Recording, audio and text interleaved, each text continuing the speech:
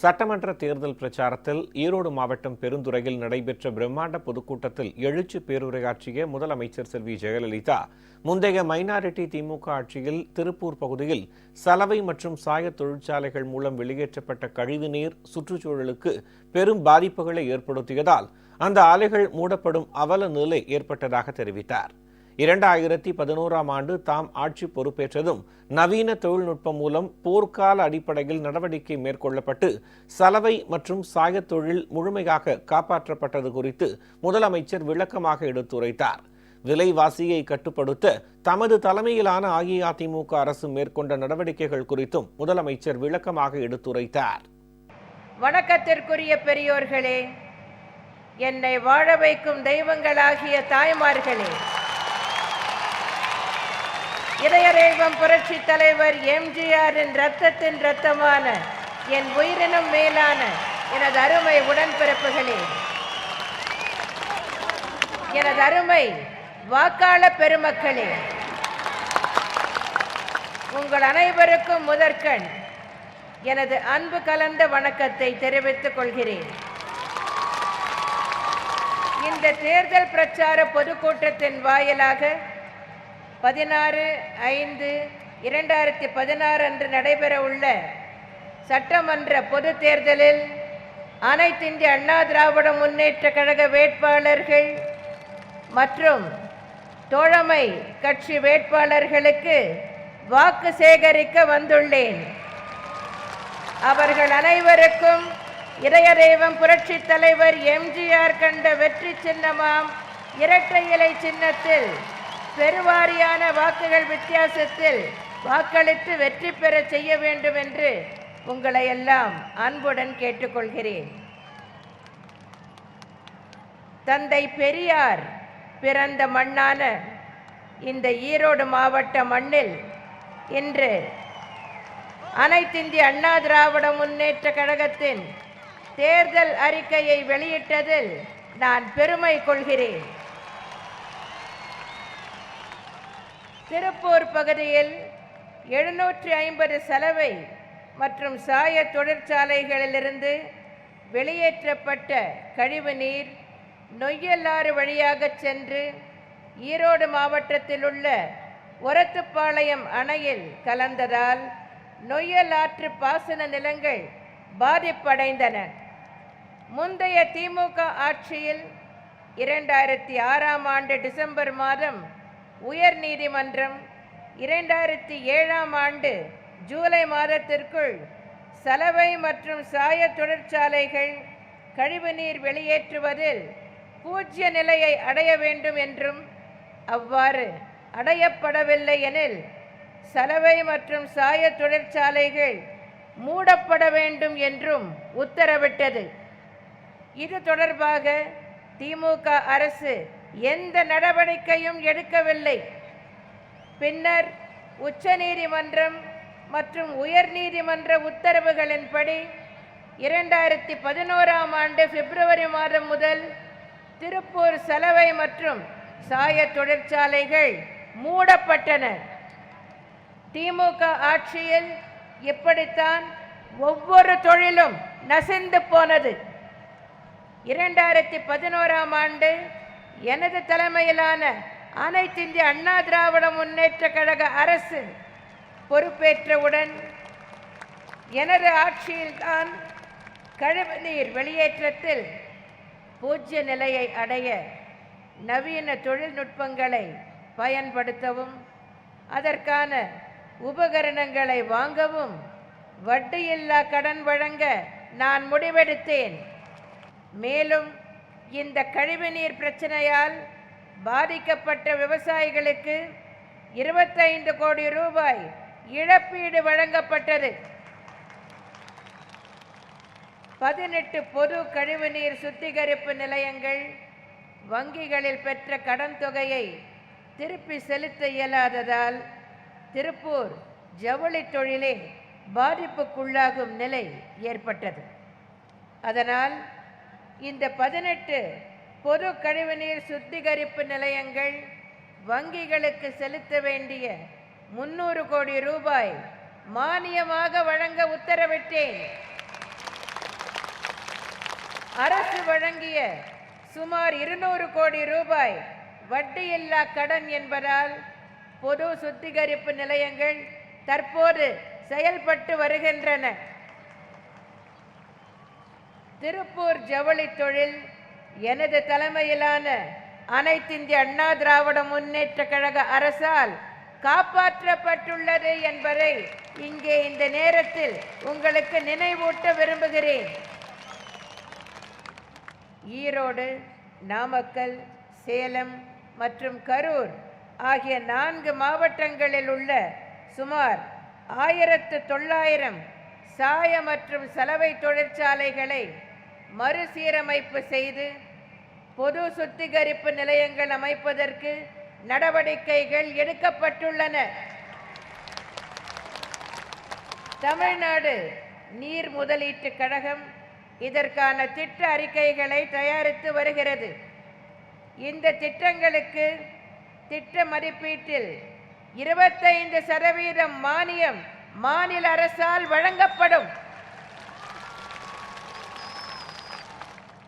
வாக்காளர் பெருமக்களே, விலைவாசி உயர்ந்துள்ளது என்றும் இதற்கு அனைத்திந்திய அண்ணா திராவிட முன்னேற்ற கழக அரசுதான் காரணம் என்பது போலவும் ஒரு பொய் பிரச்சாரத்தை திரு கருணாநிதியும் திமுகவினரும் மேற்கொண்டு வருகின்றனர்.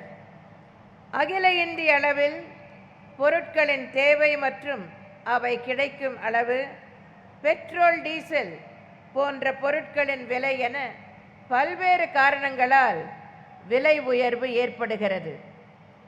இந்த கொள்கைகளில் எதையுமே மாநில அரசு நிர்ணயம் செய்ய இயலாது. இந்த கொள்கைகளை எல்லாம் வகுப்பது மத்திய அரசுதான். எனவேதான் விலைவாசி என்பது அகில இந்திய அளவிலும் கிட்டத்தட்ட ஒரே அளவாகத்தான் இருக்கிறது. ஆனாலும் விலைவாசி ஏற்றத்திலிருந்து மக்களை பாதுகாக்கக்கூடிய வகையில் மாநில அரசு பல்வேறு திட்டங்களை செயல்படுத்த முடியும். அதுபோன்ற திட்டங்கள் இங்கே தமிழ்நாட்டில் எனது தலைமையிலான அனைத்திந்திய அண்ணா திராவிட முன்னேற்ற கழக அரசு செயல்படுத்தி வருவதால் தான் விலைவாசியின் தாக்கம் ஏழை எளிய நடுத்தர மக்களை பாதிக்காமல் இருக்கிறது. உர விலையை ஏற்றியது திமுக அங்கம் வகித்த முந்தைய காங்கிரஸ் கூட்டணி மத்திய அரசுதான்.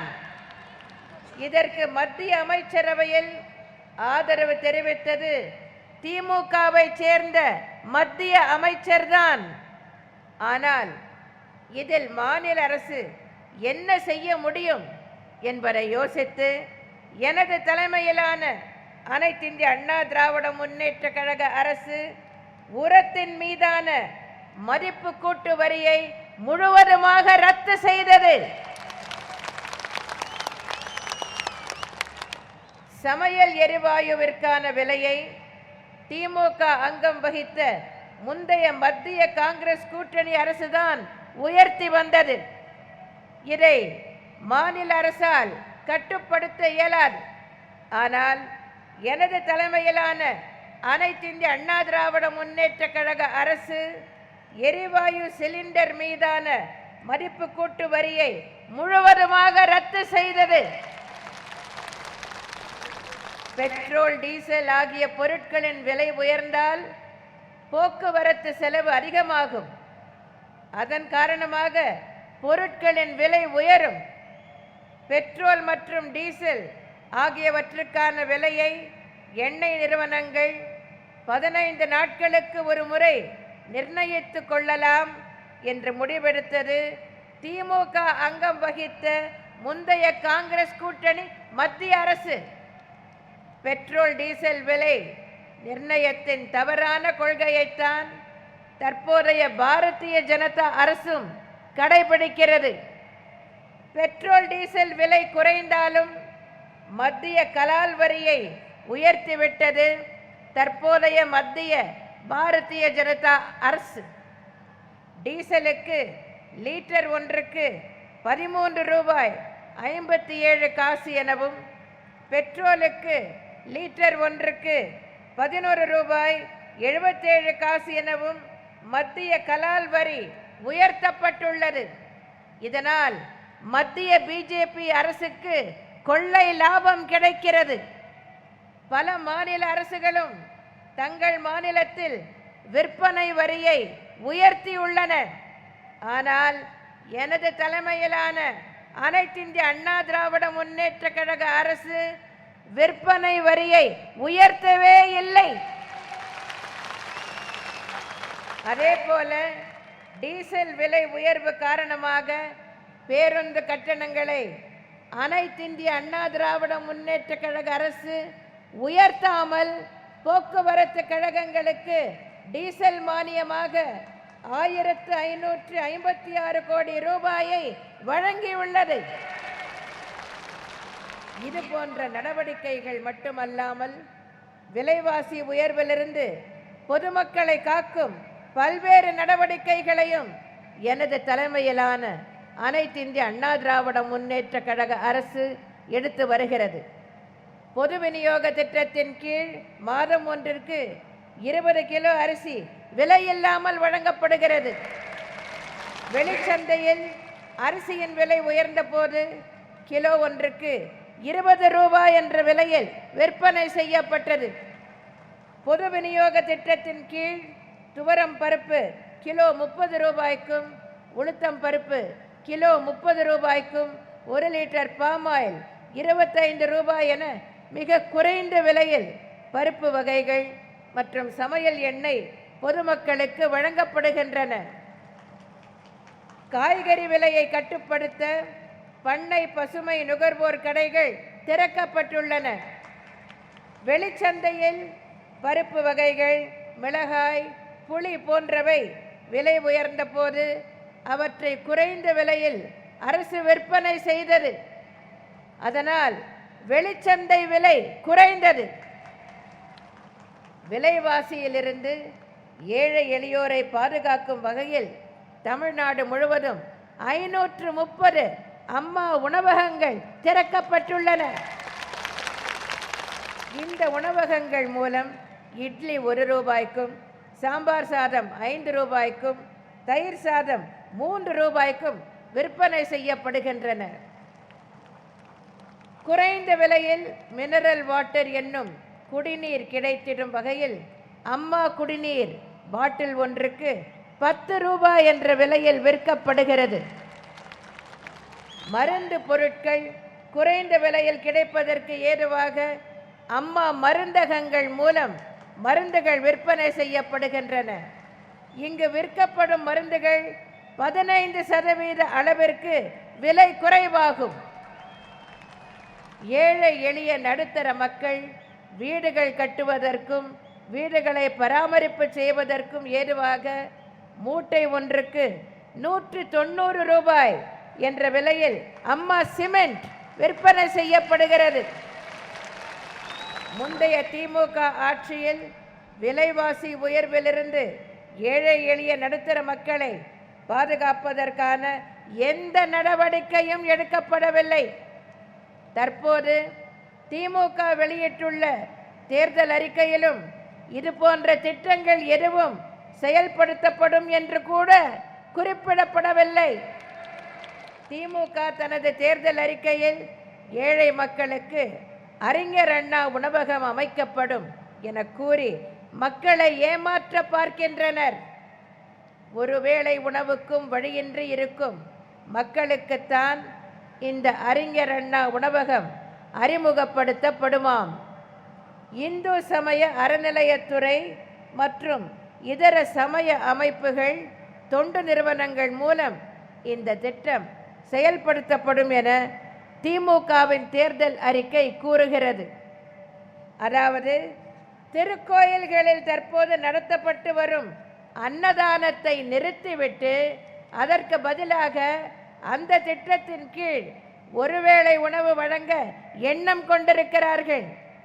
தற்போது திருக்கோயில்களில் பக்தர்களுக்கும் உணவு கிடைக்கிறது, ஏழை எளியோருக்கும் உணவு கிடைக்கிறது. அம்மா உணவகங்களில் ஏழை எளியோருக்கு மிக குறைந்த விலையில் உணவு கிடைக்கிறது. அம்மா உணவகங்கள் மூடப்பட்டு ஏழை எளியோர்கள் விலைவாசி உயர்வால் பாதிக்கப்பட வேண்டும் என்பதுதான் திமுகவினரின் குறிக்கோள். திமுகவினர் நடத்தி வரும் ஓட்டல்களின் வருமானம் அம்மா உணவகங்களால் பாதிக்கப்படுகிறது என்பதால் தான் திமுகவினர் இது போன்ற ஒரு முடிவை எடுத்துள்ளார்கள். திமுகவினரில் பலர் மினரல் வாட்டர் என்னும் குடிதண்ணீர் நிறுவனங்களை நடத்தி வருகின்றனர். அதனால்தான் அம்மா குடிநீர் விற்பனை செய்வதற்கும் திரு கருணாநிதியும் அவரது தனையனும் திமுகவினரும் தொடர்ந்து எதிர்ப்பு தெரிவித்து வருகின்றனர். குறைந்த விலையில் சிமெண்ட் வழங்கும் எண்ணம் திமுகவுக்கு இல்லை. அதனால்தான் அது பற்றி எந்த அறிவிப்பும் திமுகவின் தேர்தல் அறிக்கையில் இடம்பெறவில்லை. அதுபோலவே குறைந்த விலையில் மருந்துகள் வழங்கும் எண்ணமும் திமுகவுக்கு அறவே இல்லை. எனவேதான் இதுவும் திமுகவின் தேர்தல் அறிக்கையில் இடம்பெறவில்லை.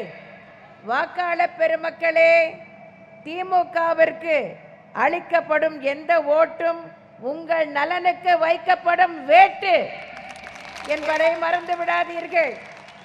திமுகவினர் உங்களை தேடி வாக்கு சேகரிக்க வரும்போது அம்மா உணவகங்கள், அம்மா மருந்தகங்கள், அம்மா சிமெண்ட், அம்மா குடிநீர் என விலைவாசியிலிருந்து பாதுகாக்கும் திட்டங்கள் நிறுத்தப்பட்டு விலைவாசியால் நாங்கள் கஷ்டப்படவா உங்களுக்கு வாக்களிக்க வேண்டும் என்று சொல்லி அவர்களை விரட்டி அடியுங்கள். செய்வீர்களா? நீங்கள் செய்வீர்களா? மின்வெட்டு தமிழகத்தில் தற்போது இல்லை என்பதால் தமிழகத்தில் பல தொழிற்சாலைகள் புதியதாக துவங்கப்பட்டுள்ளன. ஆனால் பொய் பிரச்சாரத்தில் கை தேர்ந்துள்ள திரு கருணாநிதியும் திமுகவினரும் தமிழ்நாட்டிலிருந்து தொழிற்சாலைகள் எல்லாம் பிற மாநிலங்களுக்கு சென்று விட்டன என பொய் பேசி வருகின்றனர். அதிலும் குறிப்பாக கோயம்புத்தூர் மற்றும் அதை சுற்றியுள்ள மாவட்டங்களிலிருந்து கர்நாடக மாநிலம் சாமராஜநகர் மாவட்டத்திற்கு சென்று விட்டதாக தெரிவித்து வருகின்றனர். அவ்வாறு சென்று விட்டதாக சொல்லும் ஒரு தொழிற்சாலையின் பெயரை கூட அவர்களால் தெரிவிக்க இயலவில்லை. ஆனால் திமுக ஆட்சி காலத்தில்தான் சென்னை மெட்ரோ ரயிலுக்கு ரயில் பெட்டிகள் தயாரிக்கும் தொழிற்சாலை தமிழ்நாட்டில் நிறுவப்படாமல் ஆந்திர மாநிலம் ஸ்ரீ சிட்டியில் நிறுவப்பட்டது. திரு கருணாநிதிக்கு தமிழகத்தின் தொழில் வளர்ச்சி பற்றி கவலை இல்லை. அவர்களது கவலை எல்லாம் குடும்ப தொழில் வளர்ச்சி பற்றிதான். திரு கருணாநிதியின் குடும்பத்தினர் ஸ்பைஸ் ஜெட் விமான போக்குவரத்து நிறுவனத்தில் முக்கிய பங்குதாரர்களாக ஆகி வளர்ச்சி பெற்றது திமுக ஆட்சி காலத்தில். அதை சரிவர நிர்வகிக்காமல் தங்களிடம் இருந்த பங்குகளை இந்த விமான கம்பெனியை துவங்கியவரிடமே விற்றுவிட்டதால் இங்கே தொழில் வளர்ச்சி இல்லை என அங்கலாய்க்கிறாரா திரு கருணாநிதி? வாக்காளர் பெருமக்களே, காங்கிரஸ் திமுக கூட்டணி என்றாலே ஊழல் கூட்டணி என்பதுதான் பொருள். நிலக்கரி ஊழல், 2G ஸ்பெக்ட்ரம் ஊழல், ஆதர்ஷ் வீட்டு வசதி ஊழல் என பல்வேறு ஊழல்களை செய்து மக்களால் தண்டிக்கப்பட்ட கூட்டணிதான் திமுக காங்கிரஸ் கூட்டணி. காமன்வெல்த் விளையாட்டிலே கூட விளையாடியவர்கள் என்றால் அந்த கூட்டணி எப்படிப்பட்ட ஊழல் கூட்டணி என்பதை நீங்கள் புரிந்து கொள்ள வேண்டும். திமுக அங்கம் வகித்த காங்கிரஸ் கூட்டணி பதவியில் இருந்தபோது இத்தாலியைச் சேர்ந்த ஒரு நிறுவனத்திடமிருந்து ஹெலிகாப்டர்கள் வாங்குவதில் ஊழல் நடைபெற்றது பற்றி தற்போது ஊடகங்களில் செய்திகள் வெளிவந்துள்ளன. இப்படித்தான் எங்கும் ஊழல், எதிலும் ஊழல் என ஊழல் ஆட்சியையே திமுகவும் காங்கிரசும் சேர்ந்து மத்தியிலும் மாநிலத்திலும் நடத்தி வந்தனர். முந்தைய திமுக ஆட்சியில் கிரானைட் கொள்ளை, மணல் கொள்ளை, தாது மணல் கொள்ளை, தொழில் துவங்க அனுமதிப்பதில் ஊழல், மின் கொள்முதலில் ஊழல், நிலக்கரி இறக்குமதியில் ஊழல், வேலைவாய்ப்பு வழங்குவதில் ஊழல், பணிமாற்றத்தில் ஊழல் என எங்கும் எதிலும் ஊழல்தான். 1,76,000 கோடி ரூபாய் இழப்பு ஏற்படுத்திய 2G ஸ்பெக்ட்ரம் என்ற இமாலய ஊழலை நிகழ்த்தியது திமுகவை சேர்ந்த அமைச்சர்தான். திரு கருணாநிதியின் பெயரால் அவரது குடும்ப உறுப்பினர்கள் நடத்தும் குடும்ப தொலைக்காட்சிக்கு 200 கோடி ரூபாய்க்கு மேல் வந்த பணம் ஊழல் பணம் தானே. திரு கருணாநிதியின் பேரன் மத்திய அமைச்சராக இருந்தபோது ஏர்செல் நிறுவன பங்குகளை மலேசியாவில் மேக்சிஸ் நிறுவனத்திற்கு கட்டாயப்படுத்தி விற்பனை செய்ய வைத்து அதன் பின்னரே தொலை தொடர்பு உரிமம் வழங்கப்பட்டது. அதன் காரணமாக 700 கோடி ரூபாய்க்கும் அதிகமாக ஊழல் பணம் கிடைக்க பெற்றதாக வழக்கு நடைபெறுகிறது. திரு கருணாநிதியின் பேரன் மத்திய அமைச்சர் பதவியை தவறாக பயன்படுத்தி BSNL டெலிபோன் இணைப்புகளை சட்டவிரோதமாக தங்களது தொலைக்காட்சி நிறுவனத்துக்கு பயன்படுத்தி பல கோடி ரூபாய் ஊழல் செய்துள்ளதாக குற்றம் சாட்டப்பட்டுள்ளது. இப்படி எல்லாவற்றிலும் ஊழல் புரிந்தவர்கள்தான் திமுகவினர். 2G ஸ்பெக்ட்ரம் பற்றி, அந்த வழக்கு பற்றி முன்பு திரு கருணாநிதியிடம் பத்திரிகையாளர்கள் விசாரித்த போது காங்கிரஸ் எங்களை பழி வாங்குகிறது என்று பதில் சொன்னார் திரு கருணாநிதி. காங்கிரஸ் கட்சி எதற்காக திமுகவை பழி வாங்க வேண்டும்? ஒருவேளை காங்கிரசுக்கு போய் சேர வேண்டிய உரிய பங்கு போய் சேரவில்லை என்பதால் தான் பழி வாங்கினார்களா? அப்படி உண்மையாகவே காங்கிரஸ் கட்சி திமுகவை பழி வாங்கியிருந்தால் மீண்டும் அதே காங்கிரஸ் கட்சியுடன் கருணாநிதி திமுக ஏன் இன்று கூட்டணி வைத்திருக்கிறார்கள்? ஊழலையே தொழிலாக கொண்டுள்ள திமுக காங்கிரஸ் கூட்டணி வாக்கு சேகரிக்க உங்களை தேடி வரும்போது அவர்களது ஊழல்களை எடுத்துச் சொல்லி அவர்களை விரட்டி அடையுங்கள். செய்வீர்களா? நீங்கள் செய்வீர்களா? வாக்காளர் பெருமக்களே, எனது தலைமையிலான அனைத்து இந்திய அண்ணா திராவிட முன்னேற்ற கழகம் எதிர்வரும் சட்டமன்ற தேர்தலில் வெற்றி பெற்று மீண்டும் ஆட்சி அமைத்தவுடன் மதுவிலக்கு படிப்படியாக அமல்படுத்தப்பட்டு பூரண மதுவிலக்கு என்ற நிலை எய்தப்படும். முதலில் சில்லறை மதுபான கடைகள் திறந்திருக்கும் நேரம் குறைக்கப்படும், கடைகள் எண்ணிக்கை குறைக்கப்படும். பின்னர் சில்லறை மதுபான கடைகளுடன் இணைந்த பார்கள் மூடப்படும். குடிப்பழக்கத்திற்கு உள்ளாகி உள்ளோரை மீட்பதற்கான மீட்பு நிலையங்கள் ஏற்படுத்தப்படும்.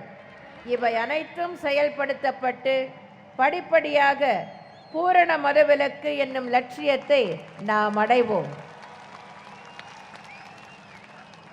வாக்காளர் பெருமக்களே, எல்லோரும் எல்லாமும் பெற வேண்டும், இங்கு இல்லாமை இல்லாத நிலை வேண்டும் என்ற கோட்பாட்டின் அடிப்படையில் ஏழை எளியோர் நலன் காக்கும் வகையில் பல்வேறு திட்டங்களை எனது தலைமையிலான அனைத்து இந்திய அண்ணா திராவிட முன்னேற்ற கழக அரசு செயல்படுத்தி உள்ளது.